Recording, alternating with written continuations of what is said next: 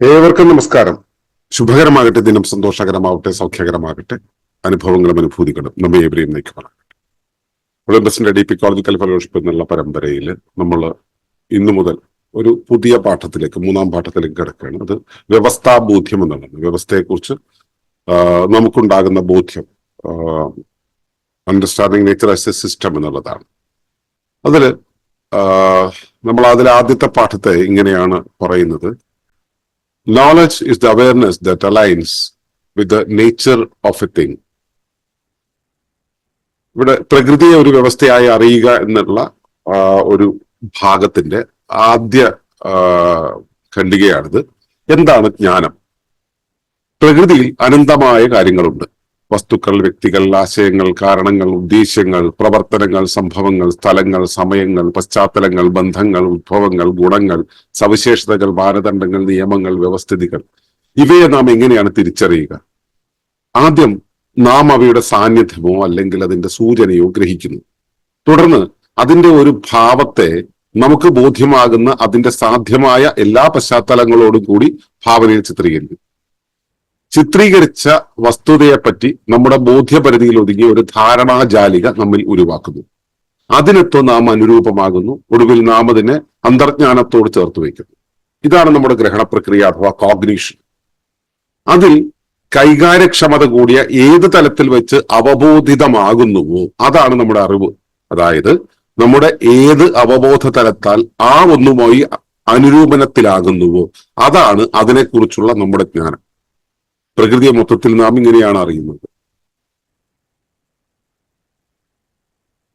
നമ്മൾ ഒരുപാട് തവണ ഈ പ്ലാറ്റ്ഫോമിൽ സംസാരിച്ചിട്ടുള്ളതാണ് എന്താണ് ജ്ഞാനം എന്നുള്ളതിനെ കുറിച്ച്. ജ്ഞാനം എന്നാൽ അനുരൂപനമാണെന്ന് നമുക്ക് മനസ്സിലാക്കിയിട്ടുണ്ട്. അതായത് എനിക്ക് എന്റെ പരിസരത്തുള്ള, പരിസരം എന്ന് പറയുമ്പോൾ എന്റെ അകം പരിസരമാകാം, പുറം പരിസരമാകാം, എനിക്ക് എന്റെ പരിസരത്തോട് അനുരൂപപ്പെടാനുള്ള ശേഷിയാണ്, അനുരൂപപ്പെടുന്ന നിർധരണിയാണ് ജ്ഞാനം എന്ന് പറയുന്നത്. നിർധരണി എന്ന് വെച്ചാൽ ആൽഗോരിതം. ഞാനൊന്നുമായി പൊരുത്തപ്പെടുന്നു. ആ പൊരുത്തം ആകലാണ്, പൊരുത്തമാകാനുള്ള ശേഷിയാണ് എന്റെ ജ്ഞാനം എന്ന് പറയുന്നത്. അപ്പോൾ അതിനെ നമ്മൾ ഇവിടെ സമീപിക്കുന്നത് ഇങ്ങനെയാണ്: awareness that aligns with the nature of A thing. ഒരു വസ്തുവിന്റെ പ്രകൃതത്തോട് ചേർന്ന് പോകുന്ന ഒരവസ്ഥ. നമുക്കറിയാം, പ്രകൃതിയിൽ ഇഷ്ടം പോലെ കാര്യങ്ങളുണ്ട്. നമുക്ക് ചുറ്റും ഒരുപാട് കാര്യങ്ങൾ, വസ്തുക്കളുണ്ട്. നമുക്കറിയാം, വസ്തുക്കൾ എന്നുള്ള രൂപത്തിലുള്ളതിനെയൊക്കെ നമുക്കറിയാം. വ്യക്തികളുണ്ട്, അത് നമുക്കറിയാം. ആശയങ്ങളുണ്ട്. ഒരു വ്യക്തിയെ കണ്ട, ഒരു വസ്തുവിനെ കണ്ടാൽ അതിന്റെ ആശയം ചിലപ്പോൾ നമുക്ക് മനസ്സിലാവണം എന്നില്ല. കാരണങ്ങളുണ്ട്, ഒറ്റ നോട്ടത്തിൽ പിടികിട്ടുന്ന കാര്യങ്ങളല്ല. ഉദ്ദേശ്യങ്ങളുണ്ട്, ഇനി വരാൻ പോകുന്ന കാര്യങ്ങൾ, ലക്ഷ്യങ്ങൾ, അങ്ങനെയുള്ള കാര്യങ്ങളുണ്ട്. പലതരം പ്രവർത്തനങ്ങളുണ്ട്. പ്രവർത്തനം നടക്കുമ്പോൾ കാണാൻ പറ്റും, പ്രവർത്തനത്തിന്റെ ആന്തരിക കാര്യങ്ങൾ നമുക്ക് കാണാൻ കഴിയില്ല. സംഭവങ്ങളുണ്ട്. ഓരോ കാര്യങ്ങൾ നമ്മുടെ മുന്നിൽ ഭവിച്ചുകൊണ്ടിരിക്കുന്നത്, അവയാണ് സംഭവങ്ങൾ എന്ന് പറയുന്നത്. ആ സംഭവങ്ങൾക്ക് അകത്ത് തന്നെ നമുക്ക് എന്താ പറയാ, ഇൻസ്റ്റൻസസ് ഉണ്ട്, സന്ദർഭങ്ങൾ എന്ന് പറയുന്ന ഒരു കാര്യം വരുന്നുണ്ട് നമ്മുടെ മുന്നിലേക്ക് വന്നു ചേർത്ത സന്ദർഭങ്ങൾ. അതുപോലെ തന്നെ ഇവയ്ക്കെല്ലാം തന്നെ സ്ഥലകാല രൂപഭാവങ്ങളുണ്ടല്ലോ. അപ്പോൾ സ്ഥലമുണ്ട്, കാലമുണ്ട്, സമയങ്ങളുണ്ട്, പശ്ചാത്തലങ്ങളുണ്ട്. നമ്മൾ ഏതൊരു കാര്യത്തെയും കാണുമ്പോൾ അതിനൊരു പശ്ചാത്തലം ഉണ്ടാവും. അപ്പോൾ നമ്മൾ കാണുന്ന കാഴ്ചയുടെ പുറകുവശം, കാണുന്ന കാഴ്ചയുടെ സംഭവത്തിന്റെ പുറകുവശം, കാണുന്ന കാഴ്ചയുടെ ഉദ്ദേശ്യത്തിന്റെ പുറകുവശം, ഇങ്ങനെയുള്ള പശ്ചാത്തലങ്ങൾ, നമ്മൾ മുമ്പേ പറഞ്ഞ പലതിന്റെയും പശ്ചാത്തലങ്ങൾ ഒന്നിൽ തന്നെ കാണാൻ കഴിയും. അതുപോലെ ഓരോന്നിനുമുള്ള ബന്ധങ്ങൾ, പരസ്പര ജാലിക എന്ന് പറയുന്നത്, ഇതിന്റെ ഉത്ഭവം, ഉറവിടം എന്ന് പറയുന്നത്, ഈ ഓരോന്നിനും ഉള്ള സവിശേഷ ഗുണങ്ങൾ, ആട്രിബ്യൂട്ട്സ് എന്ന് പറയുന്നത്, അതിന്റെ സവിശേഷതകൾ, ഓരോന്നിലും പ്രത്യേകമായി കാണുന്ന അനന്യമായ ഗുണങ്ങൾ, അതാണ് സവിശേഷത എന്ന് പറയുന്നത്. പിന്നെ മാനദണ്ഡങ്ങൾ, ഇതിനെയൊക്കെ അളക്കാൻ ഉപയോഗിക്കുന്ന മാനദണ്ഡങ്ങൾ, പല മാനങ്ങളുണ്ട്. ഏകമാനം, ദ്വിമാനം, ത്രിമാനം എന്ന് പറയുന്നത് ഈ മാനകങ്ങളെ തീരുമാനിക്കുന്ന അളവുകോലുകൾ, മാനദണ്ഡങ്ങൾ. പിന്നെ ഇവയെല്ലാം എങ്ങനെ ആണ് നിഷ്കർഷിക്കപ്പെട്ടിട്ടുള്ളത്, പ്രകൃതിയാൽ നിഷ്കർഷിക്കപ്പെട്ടിട്ടുള്ളത്, അതിൻ്റെതായിട്ടുള്ള നിയമങ്ങൾ. ഇതെല്ലാം കൂടെ ചേർന്ന് പ്രവർത്തിക്കുമ്പോൾ ഉണ്ടാവുന്ന വ്യവസ്ഥിതികൾ. ഇങ്ങനെ ഒട്ടേറെ കാര്യങ്ങൾ പ്രകൃതിയിലുണ്ട്. ഇതിലെ വസ്തുക്കളായി മാത്രം കാണുക എന്നുള്ളതാണ് നമ്മൾ സാധാരണ രീതിയിൽ ചെയ്യുന്നത്. കുറച്ചുകൂടെ ബോധ്യം ഉണ്ടാകുന്ന സമയത്ത്, കുറച്ചുകൂടെ നമ്മൾ കാണുന്ന കാഴ്ചയ്ക്കും അപ്പുറത്തേക്ക് നമ്മുടെ കാഴ്ച പടർന്നു കിടക്കുന്ന സമയത്താണ് ഈ പശ്ചാത്തലത്തെ കുറിച്ചൊക്കെ അറിയുക.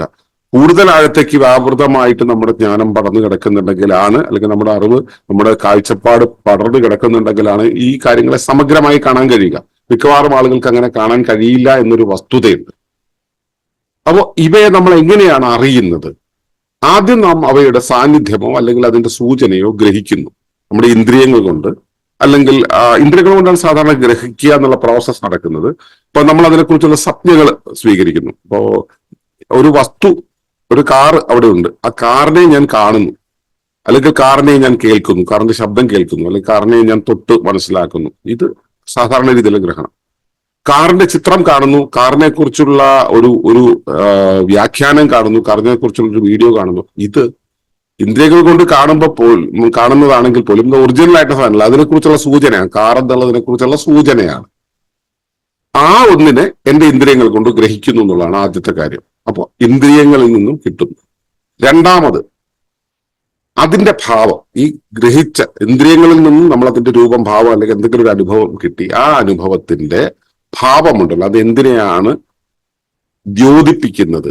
ഞാൻ ഇങ്ങനെ വളഞ്ഞൊരു സാധനത്തെ തൊട്ടു, അത് കാറിന്റെ പ്രതലമാണെന്ന് എനിക്ക് മനസ്സിലാകും. അപ്പൊ അതെന്തിനെയാണ്? ആ കാറിന്റെ പ്രതലമാണെന്നുള്ള ദ്യോതിക്കപ്പെട്ട കാര്യം. അതിനെക്കുറിച്ച് നമുക്ക് ബോധ്യമാകുന്ന അതിന്റെ എല്ലാ സാധ്യതകളുടെയും പശ്ചാത്തലങ്ങളെ വെച്ചുകൊണ്ട് ഭാവനയിൽ ചിത്രീകരിക്കുന്നു.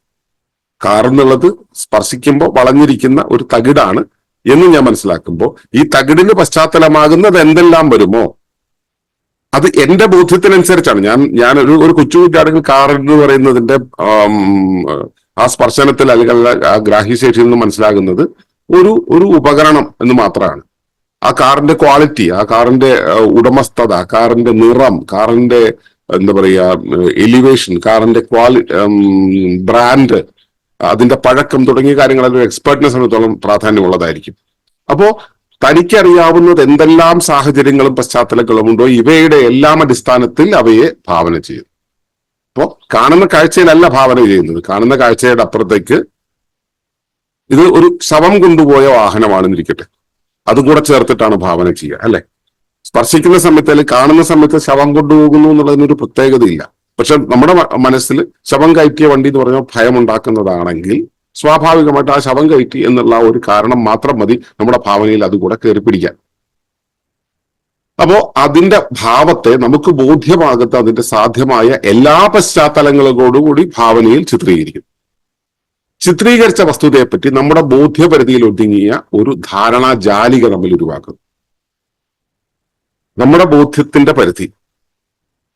അപ്പോ കാറ് എന്നുള്ളതിനെ കുറിച്ചുള്ള ആ സൂചന, അതിന്റെ സ്മൃതിയുമായി ബന്ധപ്പെട്ടുള്ള ഒരു കണക്ക്, അതിന്റെ പശ്ചാത്തലത്തെക്കുറിച്ചുള്ള നമ്മുടെ അറിവ്, നമ്മൾ ഇന്ദ്രിയങ്ങളിൽ കൂടെ കാണുന്ന സമയത്ത് തന്നെ നമ്മൾ കണ്ട മറ്റു കുറെ പശ്ചാത്തലങ്ങളെ കൂടെ ചേർത്ത് വെപ്പ്, ഇവയെല്ലാം കൂടെ ചേർന്നിട്ട് ഒരു ഭാവനയുടെ ജാലിക നമ്മുടെ ഉള്ളിൽ ഉണ്ടാക്കുന്നു. ബോധ്യപരിധിയിൽ ഒതുങ്ങിയ, നമ്മുടെ ബോധ്യപരിധിയിൽ ഒതുങ്ങിയത്. ആ ബോധ്യപരിധിക്ക് അപ്പുറത്തേക്ക് നമ്മൾ പോലെ നമ്മുടെ ബോധ്യം എത്രത്തോളം പറഞ്ഞു കിടക്കുന്നു. എന്താണ് ബോധ്യം? ബോധപ്പെട്ടതാണ്. ഇതിനു മുമ്പ് നമ്മൾ അനുഭവിച്ചത്, അതിനനുസരിച്ച് അനുരൂപപ്പെട്ടത്, അത് സ്മൃതിയായതാണ് ഈ ബോധ്യം എന്ന് പറയുന്നത്. അപ്പൊ ബോധ്യപരിധിയിൽ ഒതുങ്ങിയ ഒരു ധാരണാജാലിക നമ്മൾ ഉരുവാക്കുന്നു. അതായത് ഇതിനു മുമ്പ് ഉണ്ടായ ആ ഓർമ്മകൾ ഉണ്ടല്ലോ, ആ ഓർമ്മകളുടെ കൂട്ടത്തിൽ ഈ ഭാവനയിൽ നിന്നും വന്ന കാര്യങ്ങൾ കൂടെ ചേർത്തിണക്കി അപ്ഡേറ്റ് ചെയ്ത് വെക്കുന്നു. അപ്പൊ ഇതാണ് നമ്മുടെ വിശ്വാസമായിട്ട് മാറുന്നത്. നമുക്കിപ്പോ പുതുതായിട്ട് അപ്ഡേറ്റ് ചെയ്ത വിശ്വാസം, ഞാൻ എനിക്ക് ബോധ്യമായി എന്ന് പറയുന്ന സംഭവം ഇതിനു മുമ്പ് കണ്ടതാണ്, ഭാവനയിൽ കണ്ടതല്ല, നമ്മൾ യഥാർത്ഥത്തിൽ കണ്ടതല്ല. യഥാർത്ഥത്തിൽ കണ്ടത് ഒരിടത്ത് കിടക്കുന്നു, രണ്ടാമത് ഭാവന ചെയ്തത് ഒരിടത്ത് കിടക്കുന്നു, അതിനുശേഷം നമ്മുടെ വിശ്വാസത്തിലേക്ക് നമ്മൾ ഇതിനെ അപ്ഡേറ്റ് ചെയ്തത് നമ്മൾ മൂന്നാമതായിട്ട് ചേർത്ത് വെച്ചിരിക്കുന്നു. അതിനൊത്ത് നമ്മൾ അങ്ങ് പൊരുത്തമാവുകയാണ്. ഇതാണ് സത്യം എന്ന രീതിയിൽ നമ്മളങ്ങ് പൊരുത്തമാണ്, അതാണ് അനുരൂപനമാകുന്നത്. ഒടുവിൽ നാം അതിനെ അന്തർജ്ഞാനത്തോട് ചേർത്ത് വയ്ക്കുന്നു. ഈ അന്തർജ്ഞാനത്തോട് ചേർത്ത് വയ്ക്കുന്ന വെച്ചപ്പോൾ അന്തർജ്ഞാനത്തിന് രണ്ട് തലങ്ങളുണ്ട്.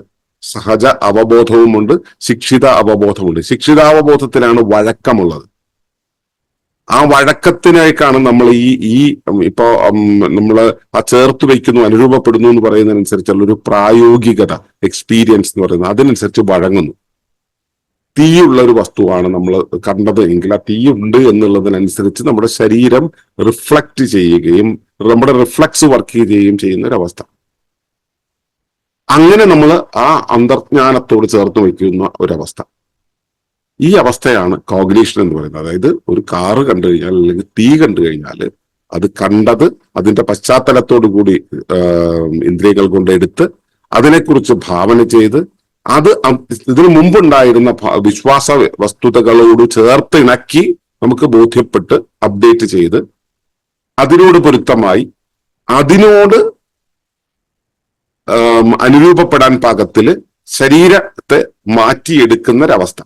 ആ അനുരൂപനം, അതായത് അനുഭവപരമായ നമ്മുടെ നമ്മിലേക്ക് വന്ന കാര്യത്തോട് വഴക്കപ്പെട്ട് തഴക്കപ്പെടുന്നൊരവസ്ഥ. വഴക്കം എന്നുള്ളത് നമ്മുടെ ഫ്ലെക്സിബിലിറ്റിയാണ്. തഴക്കം എന്ന് പറയുന്നത് അതിനനുസരിച്ച് പൊരുത്തമാകലാണ്. ആ പൊരുത്തമാകുന്നൊരവസ്ഥ. ഇത്രയും പ്രോസസ്സ് കഴിയുമ്പോഴാണ് നമുക്ക് ആ കാര്യത്തെ ബോധ്യമാവുക. ഇതില് കൈകാര്യക്ഷമത കൂടിയത് ഓരോന്നായിരിക്കും. എനിക്ക് കൈകാര്യക്ഷമത കൂടിയത് എൻ്റെ അനുഭവങ്ങളുടെ അനുരൂപണത്തിന്റെ ശിക്ഷിതാവബോധത്തിന്റെ തലത്തിലാണെങ്കിൽ വേറെ ആളെ സംബന്ധിച്ചോളം അയാൾക്ക് ആ കാണുന്ന കാഴ്ചയിലാണ് അയാളുടെ ക്ഷമത ഉണ്ടാവുക. എന്നുവെച്ചാൽ അയാൾക്ക് ഒരു കാഴ്ച കണ്ടതിന് ശേഷം അയാൾക്ക് അതിൽ നിന്നൊന്നും മനസ്സിലാവുകയില്ല, അതിൽ നിന്നും ഓർത്തു വെക്കുകയുമില്ല, അയാളുടെ ശരീരത്തിൽ ഇത് പതിക്കുകയുമില്ല. അയാൾ കണ്ടു എന്നത് കണ്ടു, അത്ര തന്നെ. മറ്റൊരാളത്തോളം ആ കണ്ട കാര്യത്തെക്കുറിച്ച് ഭാവന ചെയ്യാൻ അയാൾക്ക് പറ്റി. അതിനുമപ്പുറത്തേക്ക് അത് സ്മൃതിയിലേക്ക് കൊണ്ടുവരാനോ അതുമായിട്ട് അനുരൂപപ്പെടാനോ ഒക്കെ കഴിയില്ല. അപ്പൊ ഭാവനയിലാണ്, അതിന്റെ യുക്തി വിചാരത്തിലാണ്, ആ കാണുന്ന കാഴ്ചയുടെ യുക്തി വിചാരത്തിലാണ് അയാൾ നിൽക്കുന്നത്. മറ്റൊരാൾക്ക് അത് സ്മൃതിയാക്കി മാറ്റാൻ പറ്റിയിട്ടുണ്ട്. ഇതിനു മുമ്പുള്ള സ്മൃതി ഉണ്ട്, ആ സ്മൃതിയുമായി തട്ടിച്ചു നോക്കി സ്വീകരിക്കുകയോ റിജക്ട് ചെയ്യുകയോ ചെയ്തുകൊണ്ട് വിശ്വാസത്തെ അപ്ഡേറ്റ് ചെയ്യുന്ന ഒരു പ്രോസസ്സിലേക്ക് അയാൾക്ക് കടക്കാൻ പറ്റി. അതിൽ തന്നെ റിജക്ട് ചെയ്യാം, സ്വീകരിക്കാം. ഇതിനു മുമ്പുണ്ടായിരുന്ന ഓർമ്മകൾ എത്രത്തോളമാണോ അതിനനുസരിച്ച് ആണ് അപ്ഡേഷൻ ഉണ്ടാവുക. അപ്പോ വ്യക്തിക്കനുസരിച്ച്, ആ വ്യക്തിയുടെ ആന്തരിക ശേഷിക്കനുസരിച്ച്, വ്യക്തി ഇതിനു മുമ്പ് കണ്ടതിനനുസരിച്ച് ഒക്കെ അയാൾക്ക് ഇതിലെ ഏതെങ്കിലും ഒരു തലം, അതായത് ഏറ്റവും വെളിയിൽ കാണുന്ന ആ ഗ്രഹിക്കുന്ന തലം, നമ്മളതിനെ പ്രേരം എന്നാണ് പറയുക, ആ പ്രേര തലത്തിലോ, രണ്ടാമത്തത് ഭാവന ചെയ്തു എന്ന് പറഞ്ഞു, ഭാവനയുടെ തലത്തിലോ, മൂന്നാമത്തത് ധാരണ ചെയ്തു എന്ന് പറഞ്ഞു, ധാരണയുടെ തലത്തിലോ, നാലാമത്തത് അവബോധ തലം, അതായത് ശിക്ഷിതാവബോധത്തിന്റെ തലം എന്ന് പറഞ്ഞു, നാലാമത്തേത് ശിക്ഷിതാവബോധത്തിന്റെ തലത്തിലോ, ഇതിൽ ഓരോരുത്തർക്കും ഓരോ ഇടത്തായിരിക്കും കൈകാര്യക്ഷമത ഉണ്ടാവുക. ആ കൈകാര്യക്ഷമത എവിടെയാണോ ആ കൂടിയ തലത്തിൽ വെച്ച് അയാൾക്കത് അവബോധമാകും, അവേർ ആവും. അവബോധം, ബോധത്തെ ഫിക്സ് ചെയ്യുന്നത് അല്ലെങ്കിൽ ബോധത്തെ രൂപപ്പെടുത്തുന്നത്, അങ്ങനെ അവബോധിതമാകും. ആ അവബോധിതമാകുന്ന അവസ്ഥയാണ് അയാളുടെ അറിവ്. അപ്പോ എവിടെ വെച്ചാണോ അയാളുടെ ബോധത്തെ അത് പരുവപ്പെടുത്തുന്നത് അവിടെയാണ് അയാളുടെ അവെയർനെസ് ഉണ്ടാവുന്നത്. അതായത് നമ്മുടെ ഏത് അവബോധ തലത്താൽ നാം ഒന്നുപോയി ഒന്നുമായിട്ട് അനുരൂപത്തിലാകുന്നു അതാണ് നമ്മുടെ ജ്ഞാനം എന്ന് പറയുന്നത്. അപ്പോ വ്യക്തികളിൽ നമ്മൾ അയാൾക്ക് എക്സ്പെർട്ടൈസ് ചെയ്യണം. ഇപ്പോ ഒരാൾക്ക് നല്ല ശേഷിയുള്ള ഒരാളാണ്, പക്ഷെ അയാൾ കുഞ്ഞാണ്. അപ്പൊ കുഞ്ഞിനെ സംബന്ധിച്ചിടത്തോളം അവരെ കാണുന്ന കാഴ്ചയിൽ മാത്രമാണ്, അവരുടെ ഉള്ളിലേക്ക് അത് വരില്ല. ആ കാണുന്ന കാഴ്ചയിലാണ്. കാണുന്ന കാഴ്ചയെക്കുറിച്ച് അവന്റെ യുക്തിവിചാരം അവനൊന്ന് നടത്തി അതിലേക്ക് അവൻ ശ്രദ്ധിച്ചു കഴിഞ്ഞാൽ അവന്റെ ഭാവന അതിലേക്ക് പോയി. കാണുന്ന കാഴ്ചയ്ക്ക് അപ്പുറത്തേക്ക് അവന്റെ ഭാവന പോയി. ഭാവന പോയിട്ട് അവന്റെ ഉള്ളിലെ ക്യൂരിയോസിറ്റി വർക്ക് ചെയ്താൽ അത് അവന്റെ ധാരണയിലേക്ക് ചെല്ലും. ആ ക്യൂരിയോസിറ്റി വർക്ക് ചെയ്തതിനും അപ്പുറത്തേക്ക് അവന്റെ ശ്രദ്ധ അതിലേക്ക് പോയിട്ടുണ്ടെങ്കിൽ അത് അവന്റെ അവബോധത്തിലേക്ക് കയറും.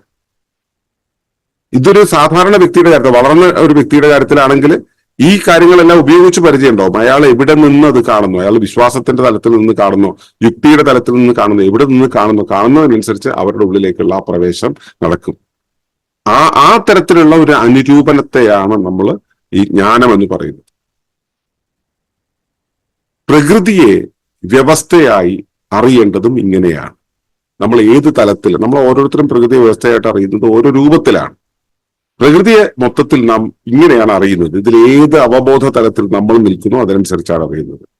പ്രകൃതി ഒരു വ്യവസ്ഥയെ അറിയുക എന്നുള്ളതാണ് നമ്മുടെ പാഠം. അതിനെക്കുറിച്ച് വളരെ ഡീറ്റെയിൽഡ് ആയിട്ട് നമുക്ക് നാളെ സംസാരിക്കാം. അപ്പോൾ ആ അറിവ് ഒരു വ്യവസ്ഥയായി അറിയണമെങ്കിൽ ആ അറിവിന്റെ പ്രോസസ്സ് എങ്ങനെയാണ് സംഭവിക്കുക എന്നുള്ളതാണ് ഇവിടെ പറഞ്ഞത്.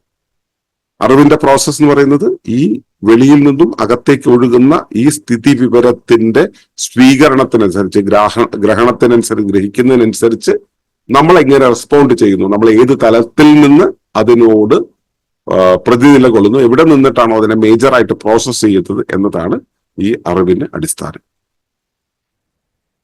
നാളത്തെ സെഷനിലോടുകൂടി പ്രകൃതി എന്നുള്ള വ്യവസ്ഥയെ എങ്ങനെ അറിയാം എന്നുള്ളത് മനസ്സിലാക്കും. അതുവരേക്കും ഈ അറിവ് എന്തെന്നുള്ളതിനെ കുറിച്ചുള്ള നിങ്ങളുടെ നിരീക്ഷണങ്ങൾ സ്വന്തം ശരീരത്തിലും മറ്റുള്ളവരിലും നടക്കുമാറാകട്ടെ എന്ന് പ്രാർത്ഥിക്കുകയാണ്. നന്ദി, നമസ്കാരം.